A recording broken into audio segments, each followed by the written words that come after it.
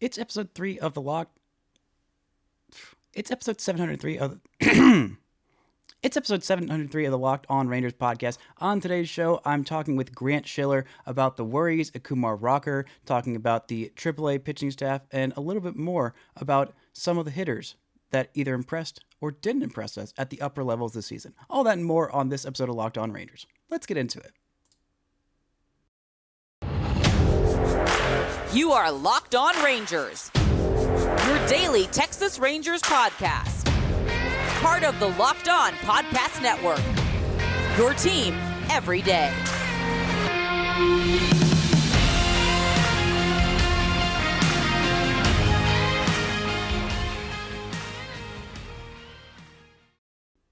You are locked onto the Texas Rangers. I'm Bryce Patrick, a cripplingly addicted Texas Rangers fan since 2010, the founder and host for all 4 seasons of this Locked On Rangers podcast. Thank you all so much for listening and subscribing, making Locked On Rangers your first listen every single day. If you're not already, you can follow me on Twitter at Bryce Patrick. You can follow the show at Locked On Rangers. You can follow Grant at OG Schill, OGSCHILL on Twitter, and find his work over at Baseball Prospectus. He is joining me again today to break down what's going on in AAA and some of the concern with Kumar Rocker, because it is not overblown after just 3 outings at the minor league level. But first, this episode is brought to you by BetOnline. BetOnline has you covered this season with more props, odds, and lines than ever before. BetOnline, it's where the game starts. Now, without further ado, here's the rest of my talk with Grant Schiller. All right, enough of these depressing AA guys. Let's move on to the depressing AAA pitchers. Cole Winn. We're done talking about the depressing guys. Let's get to the guy who absolutely dominated last year in AA as a 21-year-old, and then got to AAA and forgot how to throw baseballs. What? Why? Why did this happen? Is there a reason? Is there a rhyme? He did. I will point out the few positive things. Towards the end of the season, he was having a little bit more success. He was at least getting batters to swing and miss. He did finish the year with 121 innings and 123 strikeouts. So the strikeout numbers, which were way terrible in the first half, at least got a little bit better towards the back half. The walk numbers are still atrocious, 6.4 per 9 for the year. Just really not great. But what, do you have any idea what happened, or is this just a case of whoopsie daisy? He just forgot. Yeah, he lost. If I knew what happened, I'd be getting paid a lot of money, and I'd be sitting in the Rangers offices right now. You telling me that I don't pay you enough money here? That is what I'm telling you. Yeah. Yeah. I don't know. He lost it. I really don't have much more to say. He walked the world. He wasn't able to land the fastball. It was bad. And he had done this before, but he figured it out before. Right. Like his first year, and it made sense why he did it his first year. In Hickory, Deload. when he was whatever, it was the deload program, and he hadn't pitched in forever. And then he takes 2020 to do whatever minor leaguers did in 2020, comes back and absolutely kicks butt in Frisco to start the season, and then moves up to Round Rock and doesn't kick quite as much butt, but again, it was just 2 starts in Round Rock. But like, he was a command kind of guy, control kind of guy coming in out of high school, right? Yeah. Yep. And then he has that season in 2019 where, again, he hadn't pitched in a year, so like, okay, the insane amount of walks. It still wasn't as high as it was this year. That year it was 5.1 walks per 9.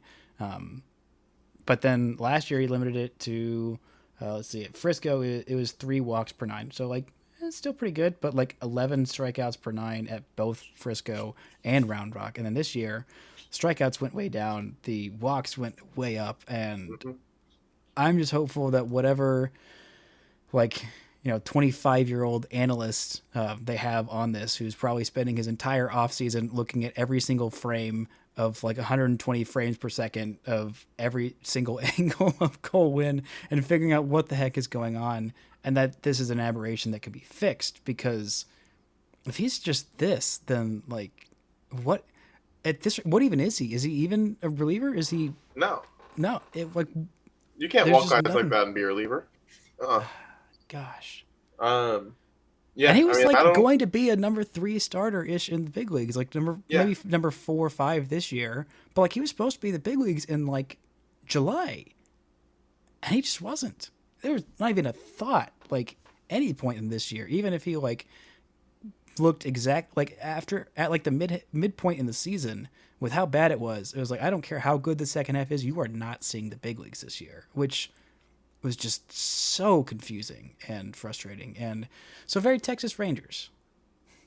Yeah, you just hope it's better next year, right? Like, there's not much to say other than that sucked. Hopefully it changes. I don't know. It was it kind of came out of nowhere. Very, very disappointing. Yeah, it definitely was. But my consolation is that it's weird aberration. He's still young, and it's happened to him before, and he's fixed it. So maybe he can figure out what the heck is the deal then. Some assistant to the assistant to the assistant to the assistant GM can go and say, hey, you flicked your pinky wrong when you held your fastball, so it made it go like 18 inches the other way. I don't know. But we have one last depressing pitcher to get to before we're done. He is not in Double-A, but he is pitching, and you are the pitching whisperer. So I want to get your thoughts on what we have seen so far from the Rangers' number 3 overall pick, who has been a surprise. That is, of course, the one, the only, Kumar Rocker. The numbers aren't great so far. He did have another start since I last talked about him. So far, he has got 5 innings under his belt in 3 starts, a 5.40 ERA. This was the first time that he has allowed runs in his minor league career, but he has 7 walks, 4 hits, 3 earned runs in 5 innings. He does have 5 strikeouts and 3 wild pitches, I'm just now noticing. What have you seen from him so far? He hasn't allowed a home run, so there you go. Yeah, there's that. Yeah. He's a number 3 pick, right? The expectation is that he comes out, he shoves, he's close to big league ready. If he's going to be good enough to be the number 3 pick, he's going to have to stay as a starter. He's got to be a damn good one for that to be good value. Even with how far under slot they paid him? Even then, yeah. Yeah, you get Brock Porter out of it, but you don't punt the number 3 pick if you don't think that guy's going to be an impactful big leaguer in an impactful role. And like it feels like a safe betting on the Mets to be stupid.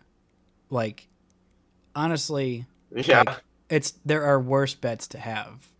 There are worse bets to have. But I'm curious because there's worse bets to have with the Rangers pick stupid too, though.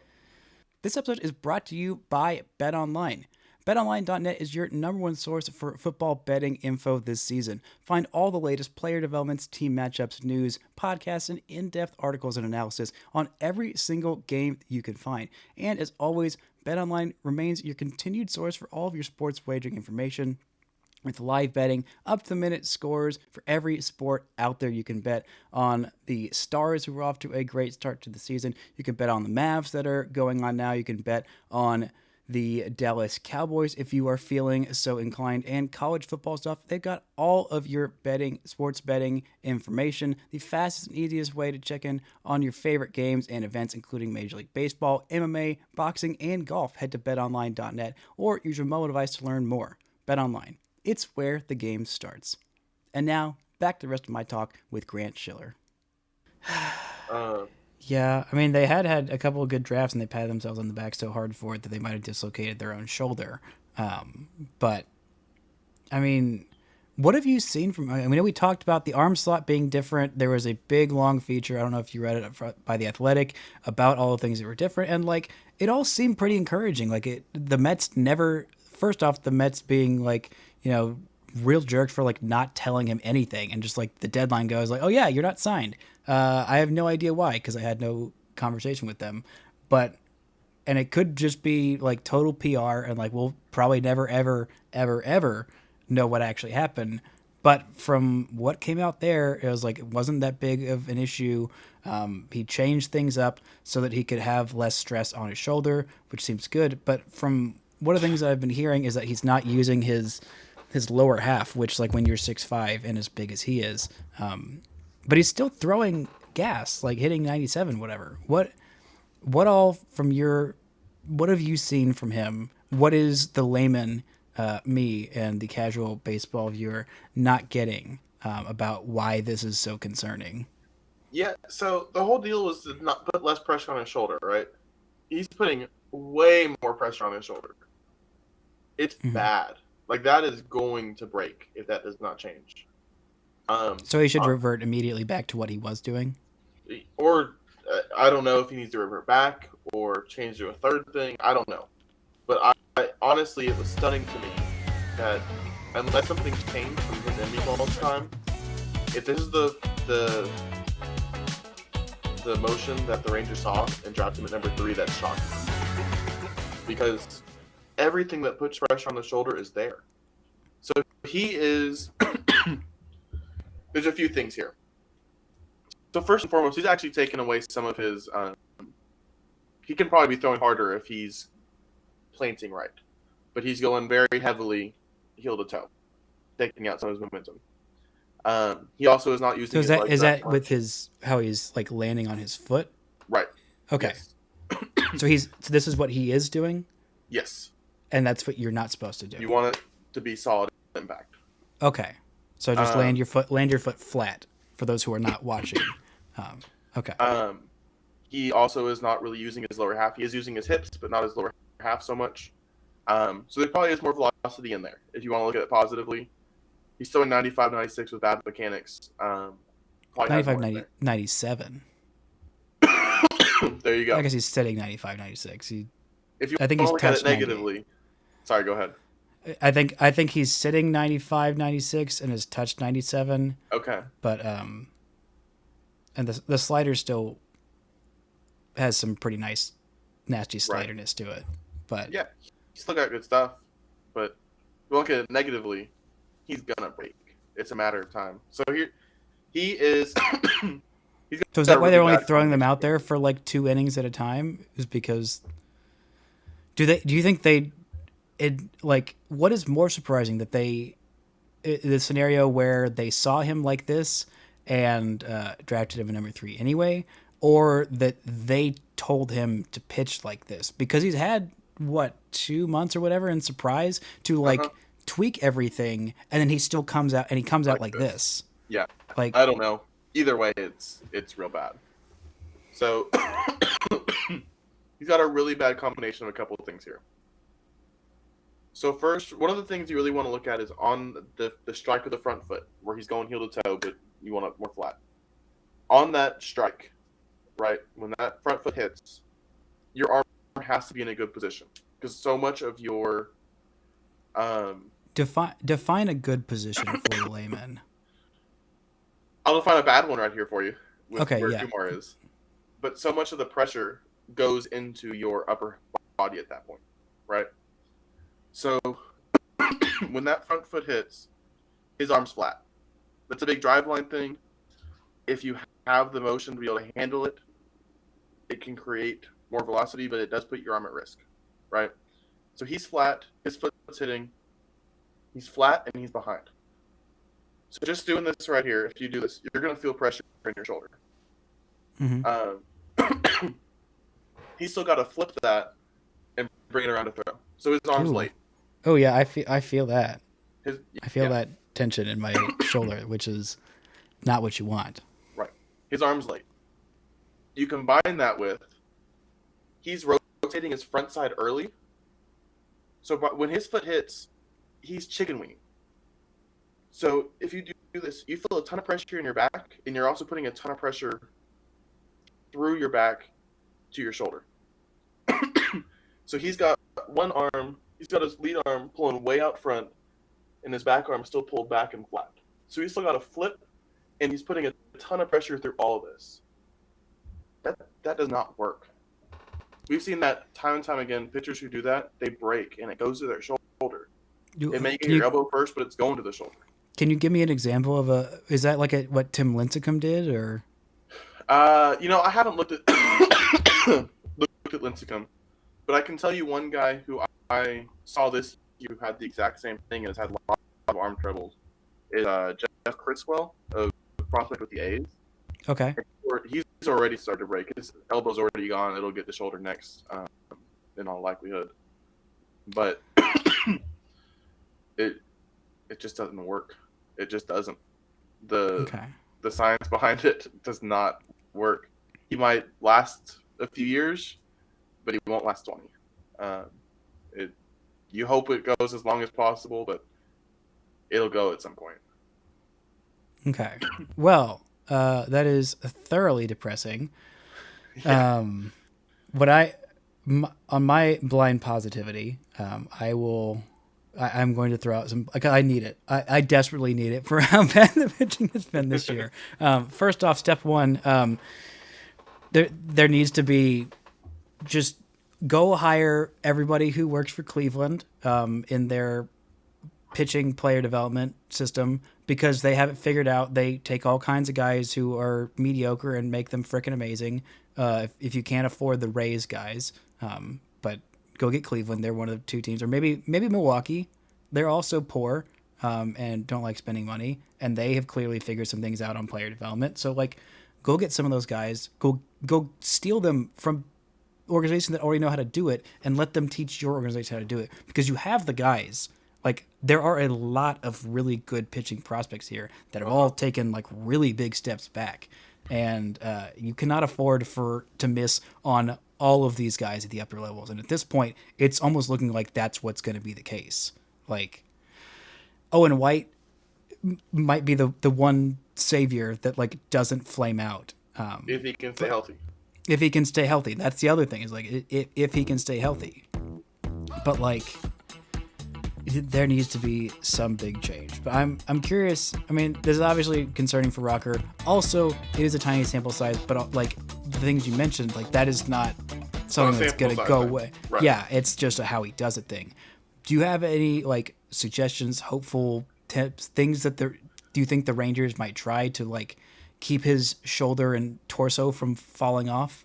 Well, to me, I'm slowing him down a little bit on the lower half, get him to involve his legs more.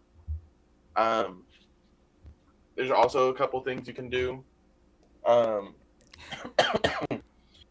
So that'll slow him down. That'll help catch his arm up a little bit. On the front half, guys who rotate out early like this, there's a couple things you can do.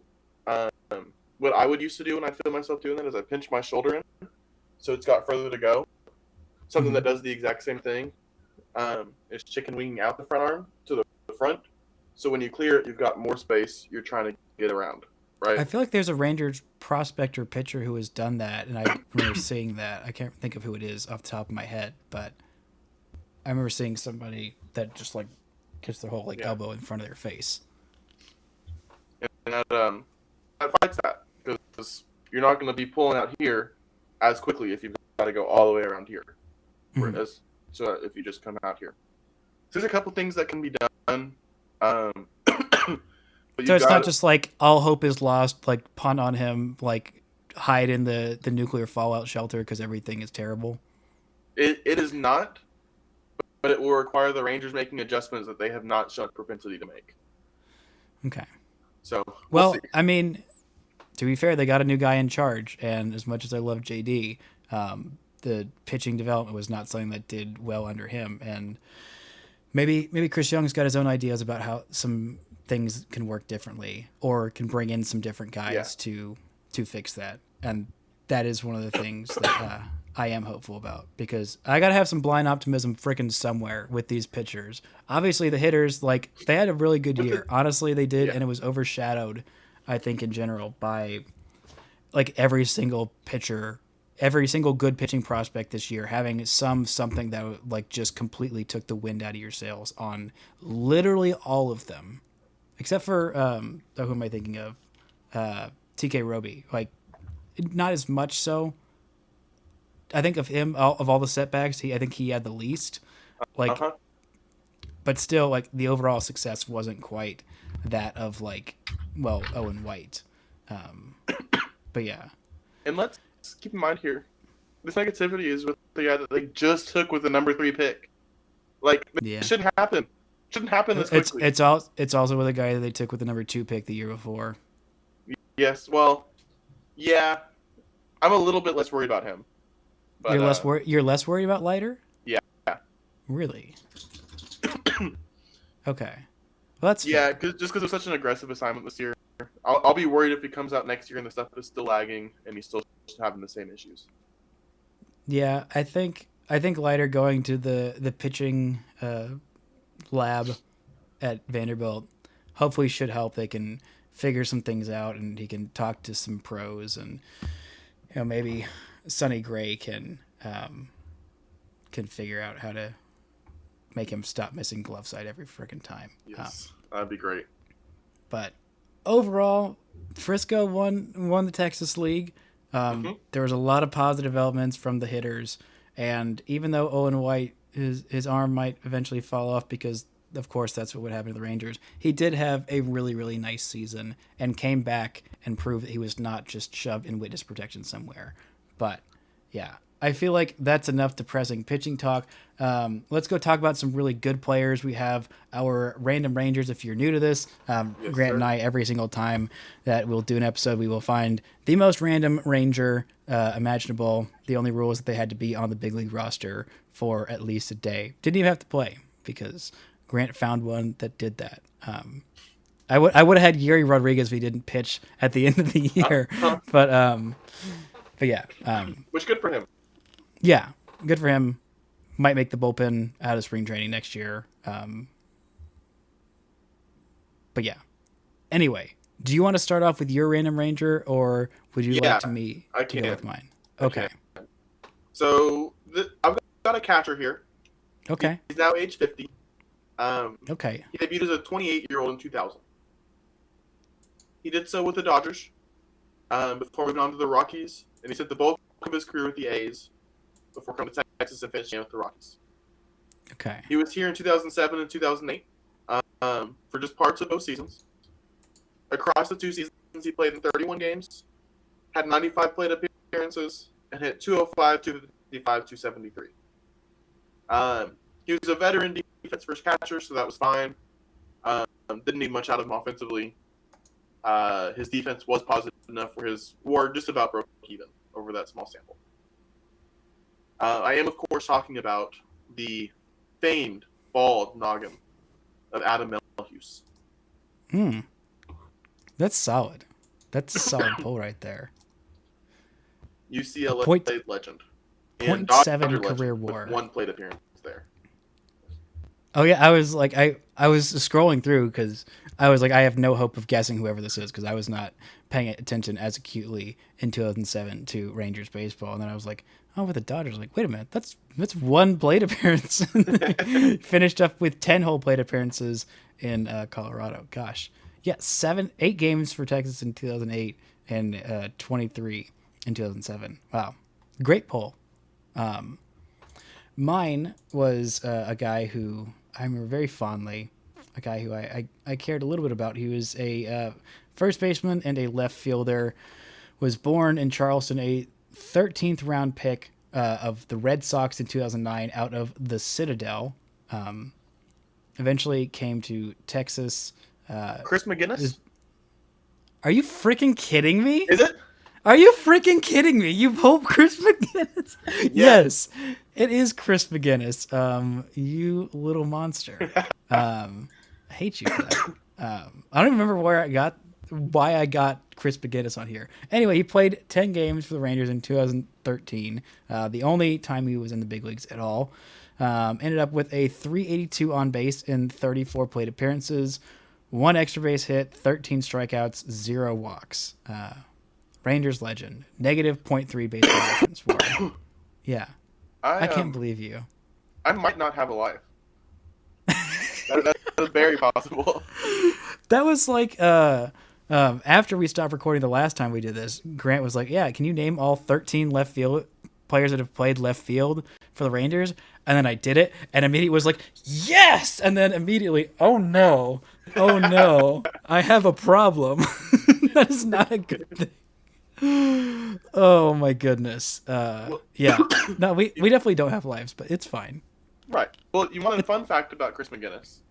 I do. I always want a fun fact about Chris McGinnis. He was traded in 2 deals as the headliner for an All-Star. Huh. He was traded from the Red Sox along with a player named later, who turned into Roman Mendez. Former to Ranger, the Rangers right? for Jared Saltalamacchia, who I believe had an All-Star season somewhere in there. I could be wrong. I think he had 1 All-Star season. I think it was just, oh my gosh, yeah. In 11 years, maybe he pulled 1 out. Where'd we go? No, he did not. Okay. He did win a World Series, though. Well, okay, we'll count that. And I think he had an All-Star worthy season. He had 25 homers as a catcher in 2012. So, like, not entirely unwarranted. Close. We'll count it. A legitimate major leaguer for a long time. Yeah. And the Rangers flipped him in 2013 after his brilliant major league debut. To the Pirates for Miles. Who could forget? Michaelis? Michaelis? I should know how to pronounce that. He's good. Michaelis. It's Michaelis. 2-time All-Star with the Cardinals upon his return from Asia. Cricket lizard eater. Is he? Lizard eating man. Claim to fame. He is. Yeah, no, that was a whole thing when he came back. There was like a video of him eating a lizard. And he was like, yeah, I ate a lizard. It's pretty cool. Miles Michaelis, former Ranger great. Anyway, gosh, talking about eating lizards and Chris McGinnis and Jared Saltalamacchia is as good a time to end this podcast or these set of probably now 3 episodes that I'll turn this into because we've talked for so long. Grant, where can the fine folks listening find you and all your work? Baseball Prospectus for this year and hopefully next year. We'll see. When you are fighting for Luis Angel Acuna to make a top 100 list. Might be like, this guy, you've had enough.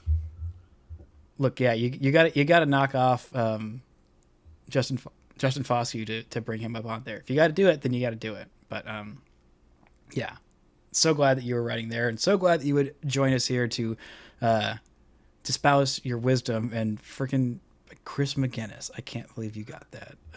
It's going to sting in my craw for a while. But thank you all so much for listening. Be sure to check out Grant's work at Baseball Prospectus. Hopefully I'll have him on later on after Kumar Rocker completely fixes everything before his next start out and have some positive developments to go into the offseason. But he will be around a whole lot more since there's less baseball and more time to chat about random freaking Rangers. Thank y'all so much for listening, and until next time, don't forget to enjoy baseball.